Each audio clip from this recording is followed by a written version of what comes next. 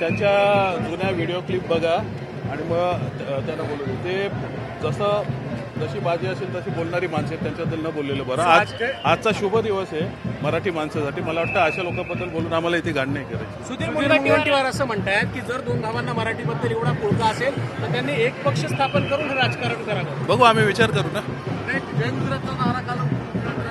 जय गुजरातचा नारा त्यांच्या पार्टीच्या अनुषंगाने दिलेला नारा आहे तो. त्यांची पार्टी तीच आहे, भाजपच त्यांची पार्टी. त्यांचे पक्षप्रमुख कोण आहेत? अमित शहा. आज तरी किमान मराठीच्या मुद्द्यावर दोघे एकत्र आहेत. पुढे आम्ही काय सांगू शकतो. हा विषय बीएमसी इलेक्शनचा नाहीये. जो हिंदी सक्ती बाबतीत GR काढून सरकारने सुरुवात केलेली आहे आणि त्याच्यातनं झालेला मराठी माणसाच्या मनातला उद्रेक आहे, त्या अनुषंगाने आजचा दिवस आहे. याला बीएमसी इलेक्शन किंवा येणाऱ्या आगामी निवडणुका या अनुषंगाने कोणी बघूही नये.